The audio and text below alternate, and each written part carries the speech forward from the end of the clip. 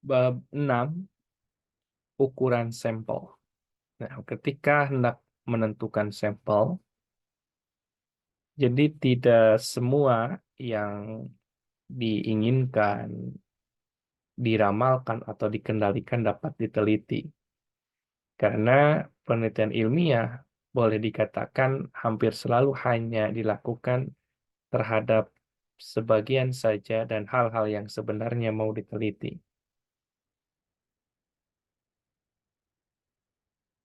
Jadi dasarnya bahwasanya penelitian itu dilakukan hanya pada sampel, tidak pada populasi. Namun ketika mengambil kesimpulan dari sampel, menunjukkan sebuah generalisasi.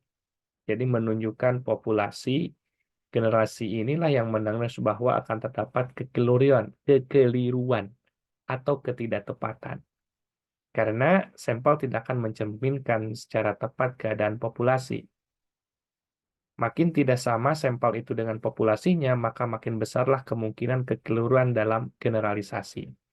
Nah, jadi karena memang mengambil sampel dan memanggil sampel itu untuk memberikan sebuah kesimpulan umum atau general, perlu adanya penentuan sampel sehingga antara populasi dari yang hendak kita ambil itu, margin of error-nya itu hanya 0, atau beberapa persen.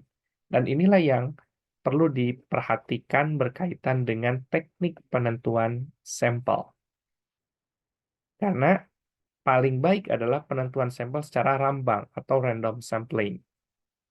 Kebaikan teknik ini tidak hanya terletak pada teori yang mendasarinya, tetapi juga pada bukti-bukti empiris.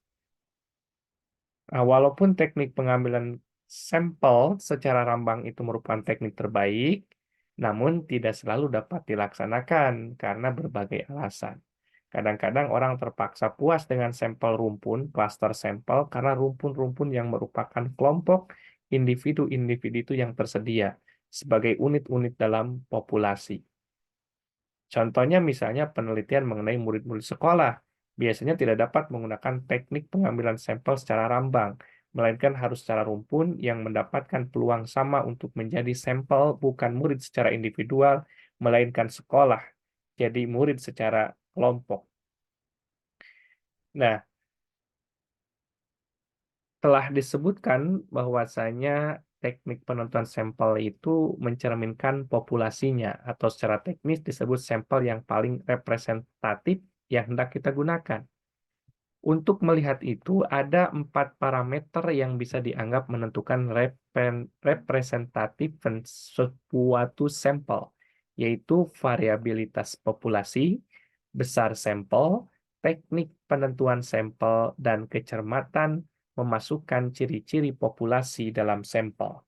Yang pertama kita diskusikan variabilitas populasi. Jadi dari keempat parameter tersebut, variabilitas populasi merupakan hal yang sudah given, yang artinya penelitian itu harus menerima sebagaimana adanya. Jadi variabilitas populasi itu ya kita melihat bahwasanya populasi yang ada itu sudah seperti itu dan kita tidak dapat mengatur atau memanipulasinya. Penelitian ini dapat memanipulasi untuk meningkatkan taraf representativeness sampel. Jadi variabilitas itu adalah kita melihat secara apa namanya itu berdasarkan lapangan ya seperti itu. Lalu ketika kita ngambil yang kedua besaran sampel, makin besar sampel yang diambil akan makin tinggi taraf representativeness sampelnya. Ketentuan ini berlaku selama populasinya tidak homogen secara sempurna. Jika populasinya homogen secara sempurna, besar sampel tidak mempengaruhi taraf representatifnya sampel. Untuk populasi yang demikian itu, sampel cukup kecil saja. Lalu yang ketiga, teknik penentuan sampel. Makin tinggi tingkat rambang atau randomnya itu dalam penentuan sampel, akan makin tinggilah tingkat representatif sampel. Ketentuan ini juga hanya berlaku selama populasinya tidak homogen secara sempurna. Jika populasinya homogen secara sempurna, rambang sama sekali tidak diperlukan. Lalu Ada namanya kecermatan memasukkan ciri-ciri populasi ke dalam sampel. Akan makin tinggi tingkat representatifnya sampel dengan mempertimbangkan parameter-parameter yang sebelumnya dijelaskan, sehingga dapat mengusahakan menentukan sampel yang paling tinggi tingkat representatifnya yang mungkin dicapai. Capaian untuk ini seperti untuk melakukan langkah-langkah yang lain dalam penelitian sangat tergantung kepada latihan dan pengalaman. Nah, itu hal yang perlu diperhatikan pada diskusi kali ini. Kita bagi beberapa sesi berkaitan dengan bagaimana cara menentukan sampel. Sederhananya, sampel itu adalah mengambil bagian dari ceruk populasi yang ada. Tetapi kalau misalnya kita menentukannya serampangan, maka mendekati kebenarannya akan melebar jauh. Kenapa? Karena dengan sampel itu diharapkan dapat mengambil kesimpulan yang mendekati kebenaran dari populasi yang ada. Oleh karena itulah, perlu diperhatikan parameter yang hendak digunakan. Ada 4. Pertama adalah variabilitas populasi. Dengan berbagai macam karakter populasi yang ada itu yang kita harus terima. Tidak bisa kita manipulasi populasi yang sudah ada. Yang kedua, berkaitan dengan besaran sampel. Makin banyak sampel yang digunakan, maka semakin besar representatif kebenaran terhadap sampel yang dilakukan. Lalu yang ketiga adalah tingkat penentuan sampel. Jadi ketika tingkat penentuan sampel itu semakin rampang atau semakin random, maka itu akan semakin mendekati representatif dari populasi yang ada, dan itu tidak homogen. Lalu yang keempat adalah bagaimana melakukan kecermatan memasukkan ciri-ciri populasi ke dalam sampel.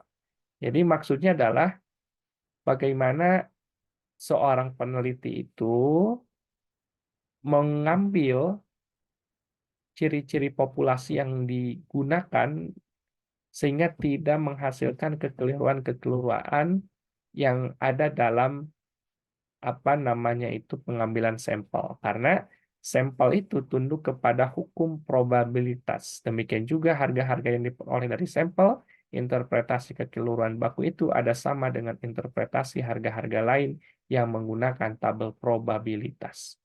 Kira itu ya untuk bagian ini berkaitan dengan menentukan sampel dan parameter sampel yang digunakan.